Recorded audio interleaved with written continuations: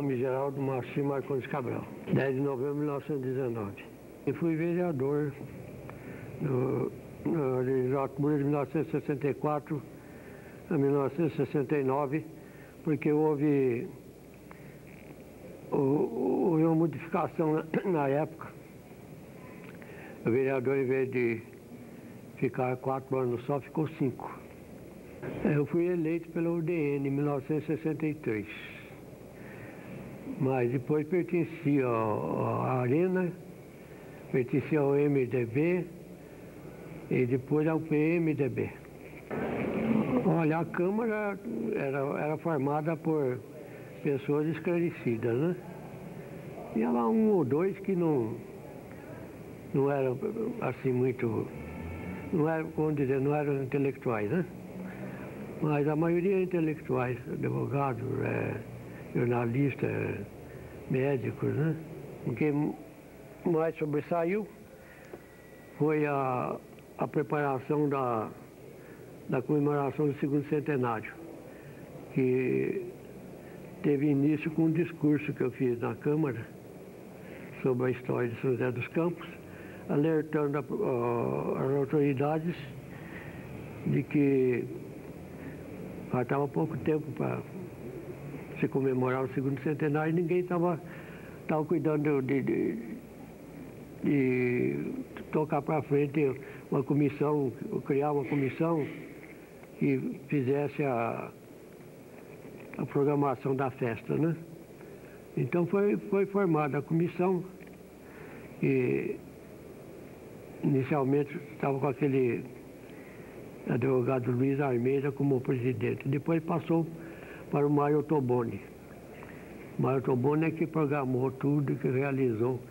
E o Toboni era secretário da Câmara Municipal. A festa foi promovida então pela Câmara Municipal. Eu fui um dos primeiros a colaborar no Vale Paraibano, no tempo do Edevar Simões, aqui em São José dos Campos. Tanto fazia crônica como reportagens, né? Então chamaram pé de boi, serve para tudo. Eu comecei a escrever em 1966. Faria parte da preparação para a festa da cidade, né? Eu escrevi no Vale Paraibano, artigo diário, e depois, no dia da festa, eu escrevi 2 cadernos de 8 páginas cada um, no Vale Paraibano, dando a história do São José desde de 1564 até aquela época, né? 1967. Eu luto para apresentar a história mediante pesquisa, né? Como o livro que eu escrevi sobre o Cassiano Ricardo, que tinha que reunir crônicas dos amigos dele, dos poetas contemporâneos dele, que, quando ele morreu, escreveram sobre a obra dele, né? Então eu fiz um livro baseado nessas críticas literárias, e está aí no arquivo da Câmara e lá na Biblioteca Cassiano Ricardo. Eu vim para cá para trabalhar no CTA. O Brasil estava naquela época numa recessão muito pior do que essa de agora. Que agora ainda acha emprego, naquele tempo não se achava emprego. Então o único lugar que estava dando emprego ainda era São José e era lá no CTA. E porque eu era ex-combatente da guerra, Segunda Guerra Mundial, então eles davam preferência para ex-combatente. Eu vim, então comecei a trabalhar no CTA. E depois trabalhei, foi no recenseamento em 1950. Recensei a região de São Francisco Xavier e aqui do Putim.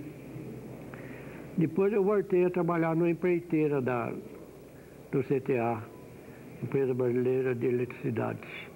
De lá eu vim trabalhar numa firma que ficava onde está o Banco Nacional, a Mercadantes, a firma Mercadantes, que vendia eletrodomésticos e gasolina. É uma oficina de manutenção de carro, né? E eu trabalhava no escritório dessa companhia. De lá eu fui em 52 para a Tecelagem Paraíba, trabalhei até 1970. Eu aposentei lá na Tecelagem. Daí vim trabalhar no Vale Paraibano como repórter de 1970 a 1975. De lá eu passei a trabalhar na Câmara, aí no escritório da Câmara, como redator de atos e também como escritor de história da cidade, né? Aproveitando o arquivo que tinha aí. Eu me tornei muito popular por causa de um movimento na igreja aí que era de distribuição de livros religiosos, né? A chamada Boa Leitura. Então eu lidava muito com o povo, porque tinha uma barraquinha de livro na frente da matriz, onde se fazia a distribuição desses livros. Fiquei muito popular e um dia eu estava em casa, estava deitado, bateram na porta lá, vinha vindo o padre Cirilo, aquele doutor Benevides,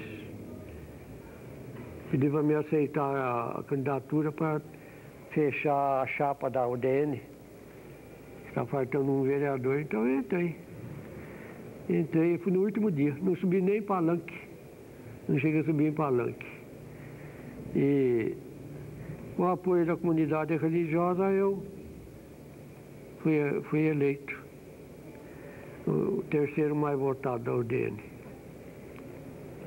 Em 1920, que foi a primeira fase industrial, a Câmara, por intermédio de vários vereadores, entre eles o João Cursino, eles apresentaram uma lei que dava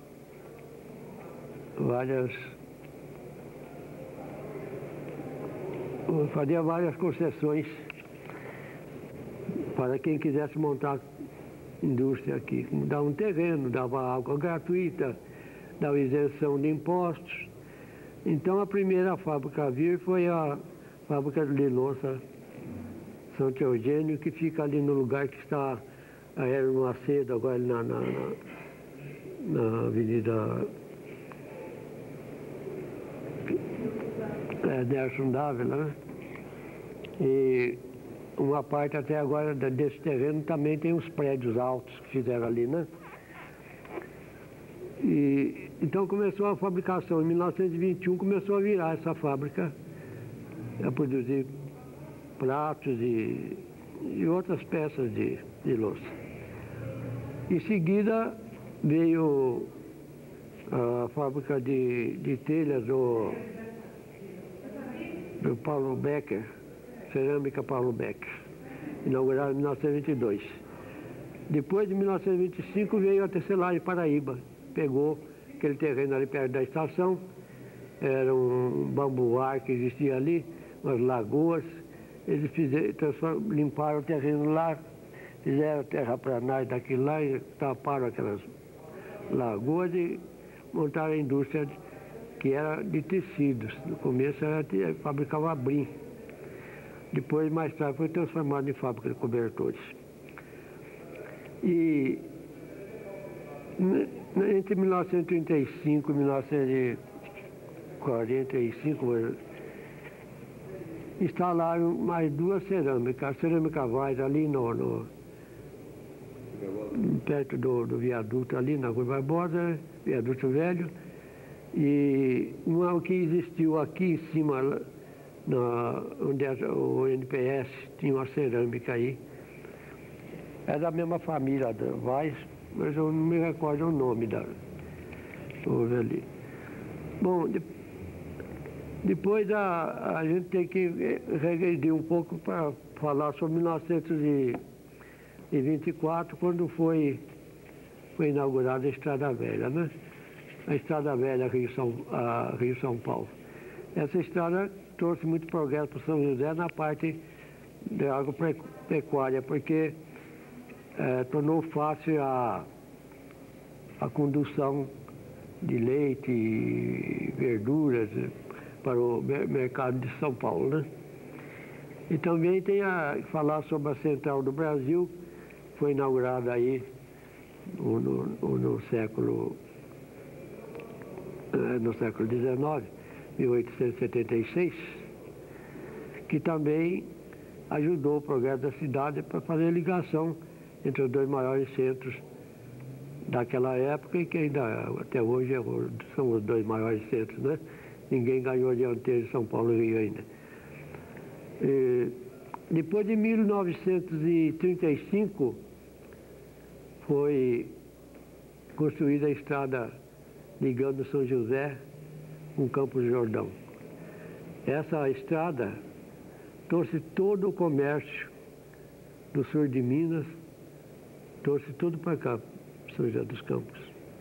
Então São José, que tinha um comércio fraco, ficou forte, porque o mineiro trazia os produtos dele e vendia aqui e pegava e comprava aquilo que ele não tinha lá, um comércio de duas mãos, né? Então essa estrada influiu muito. E depois, uma elevação da cidade, a distância climática, ainda melhorou muito a ter essa estrada e ter a central que trazia os tuberculosos dos grandes centros, do Rio de Janeiro, São Paulo, Belo Horizonte. Depois teve a fase que é a atual nossa. Foi construída a rodovia Presidente Dutra, foi inaugurada em 1951. Tinha uma pista só. E mais tarde foi construída a segunda pista. Então a Dutra, a primeira estrada asfaltada que aparecia aqui, né? Para a gente ter uma ideia de como era importante, que antes a gente fazia a viagem de ônibus, levava 3 horas, né? Agora a gente vai em 1 hora e pouco, né? Diminuiu muito o tempo. E antes a gente fazia a viagem na Estrada Velha, no meio daquele poeirão, levando soco, solavanco. Você chegava, você fazia uma viagem para São Paulo, precisava uma semana para descansar, porque você estava arrebentado, né? Agora não, agora se ia porque eu estou falando a corrida de ônibus, né? Mas um carro você vai em muito menos tempo. Já vi gente ir a São Paulo, daqui a São Paulo em 40 minutos, né? Então, daí as fábricas, melhor, coincidiu que o governo de São Paulo estava descentralizando a indústria, porque São Paulo é uma cidade muito grande, está muito poluída, muita barulheira, e precisava mandar as fábricas que existiam lá, mandar para o interior. E São José calhou tudo, né? Calhou a inauguração em 51, calhou com esse movimento para descentralizar a indústria, né? E também a grande quantidade de terrenos planos que foram cortados pela Dutra, facilitava muito a construção de fábrica. Tem fábrica que construiu sem precisar fazer terraplanagem, praticamente, né? Porque o terreno já era apropriado. Então daí surgiu. Primeiro parece que foi a Eaton, a Johnson, depois veio a Ericsson, e assim foi até o tanto que existe hoje, que nós sabemos que são mais de 400 fábricas, das quais pelo menos umas 50 são de grande porte, né? São José tinha o serviço de água para 80 mil pessoas, feito pelo antigo prefeito José Longo. Aliás, um bom serviço que foi feito e que foi responsável pelo progresso de São José, porque foi por causa das condições de São José, tendo água, tendo bastante residências, né? Que o CTA veio para cá. E o CTA foi uma alavanca para o progresso de São José, porque ele forma engenheiros, né? Eletrônicos, né? E você vê que a indústria eletrônica em São José é forte, né? Essas fábricas vieram sabendo que tinha mão de obra aqui, feitas pelo CTA, né? Produzida lá nas escolas do CTA. Então, esse serviço de água feito pelo Zé Longo, numa época que a cidade tinha 28 mil habitantes, ele fez para 80 mil, né? Então, serviu para começar o programa São José na década de 50. Mas o serviço está se tornando deficitário, porque a cidade foi crescendo. O CTA fez surgir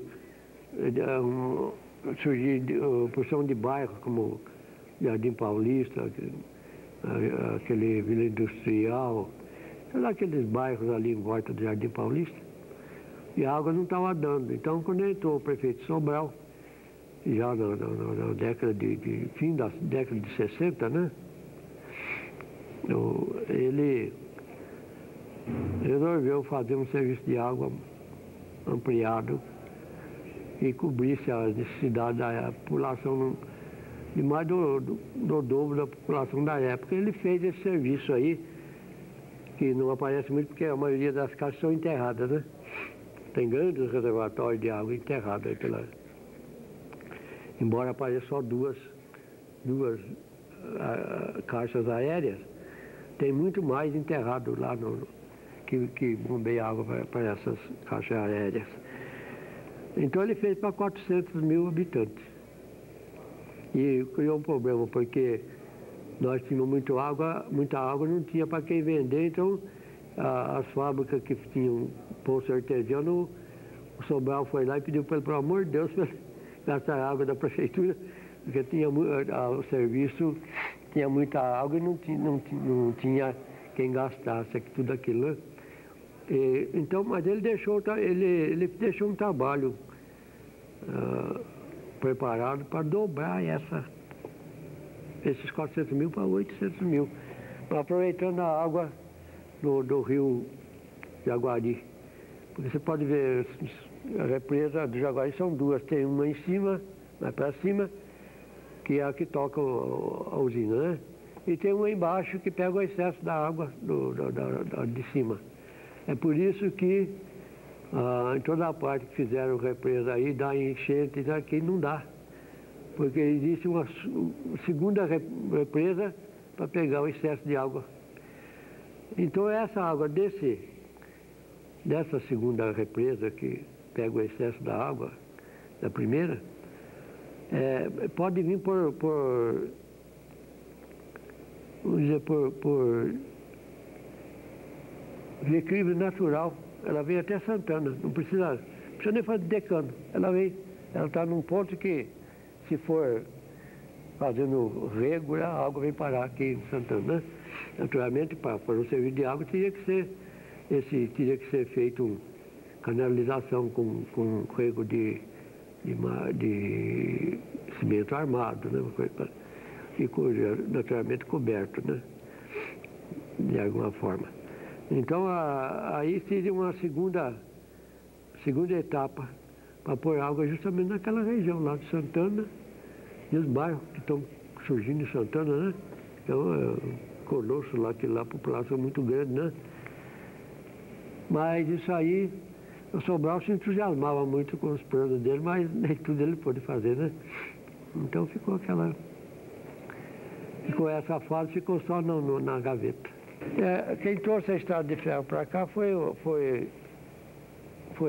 cultivo do café, né?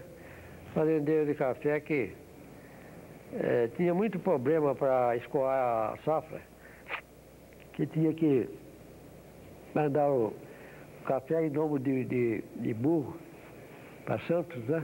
E ficava muito caro. Também piorava a qualidade do café porque os burros iam no meio da chuva, o café ia molhando, aqueles problemas, né?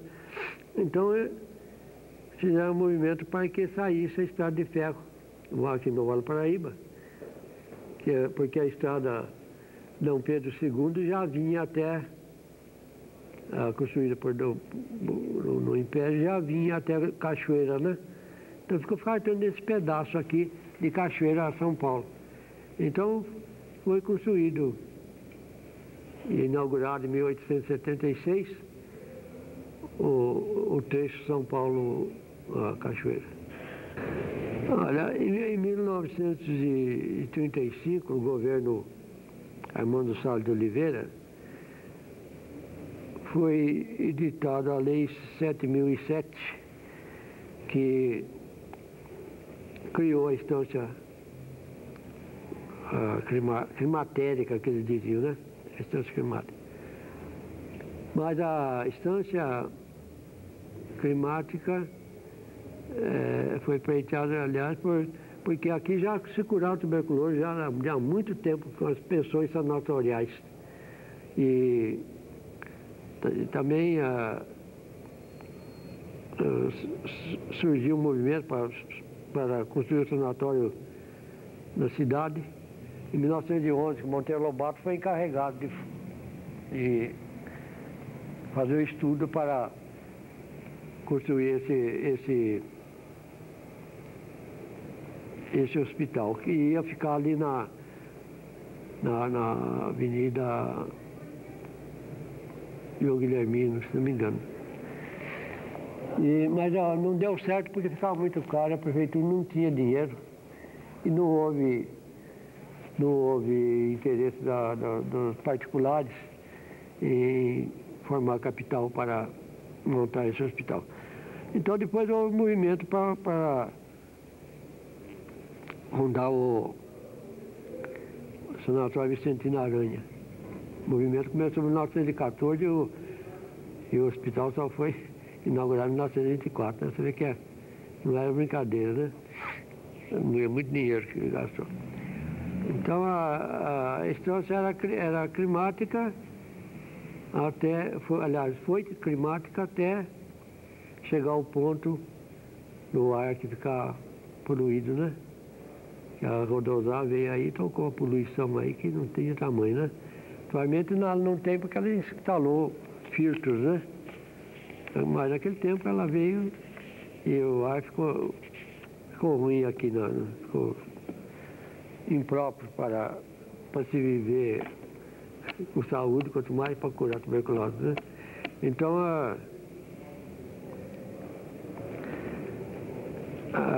havia a ideia de não deixar perder a condição de distância, né? Porque essa condição de distância trazia dinheiro para São José. Existia um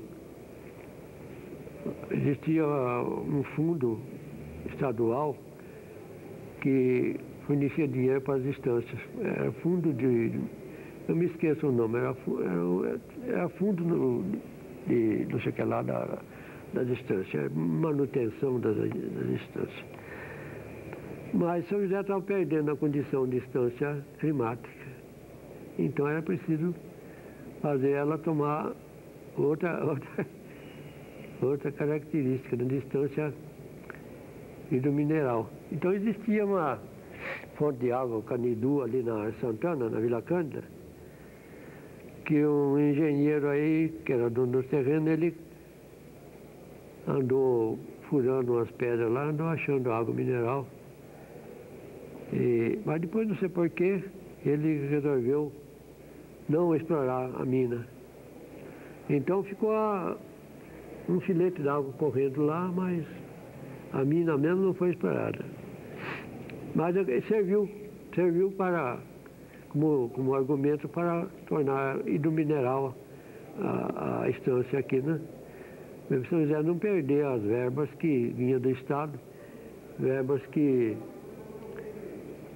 eram necessárias, porque enquanto todas as outras cidades do Vale não tinham dinheiro para fazer melhoramentos públicos, São José tinha. Por isso que a cidade foi preparada. A cidade foi preparada para receber o progresso da década de 50. A cidade tinha água, tinha ruas largas, tinha ruas asfaltadas, né? Tinha número de casas suficiente para receber esses pessoas das fábricas, pessoas mais importantes das fábricas, né? Tinha tudo, tinha hotelaria, né? Enfim, então a cidade sendo preparado. Isso começou desde o tempo antigo, começou essa preparação. A preparação começou no século XIX, começo do século XIX. O doutor Caetano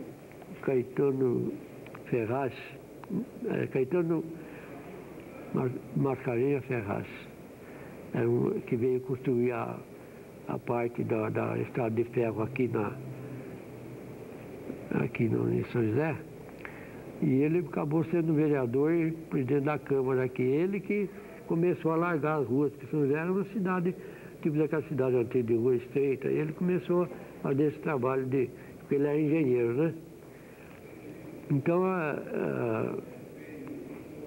foi isso aí a ideia da estância do mineral, para que a cidade não perdesse essa verba. Porque se perdesse essa verba, caía no ramerrão das outras prefeituras que não tinham dinheiro nem para manter o que já tinha nela, né? Então, chegou em 1970,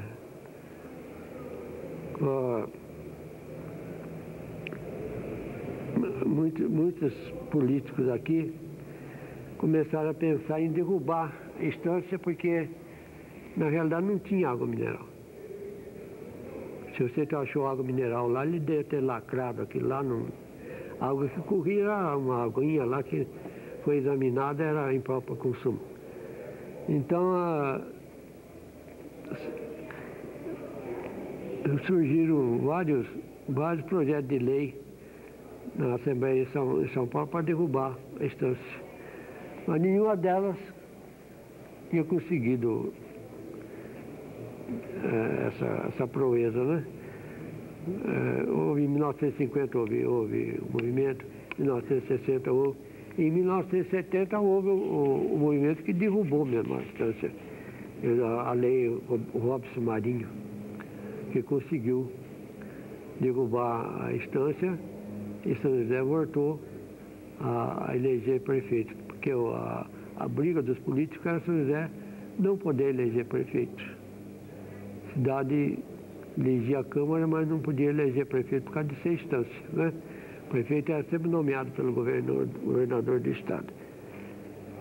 E aí acabou a instância. Então, livros que eu escrevi são livros mimeografados, não são livros editados, né?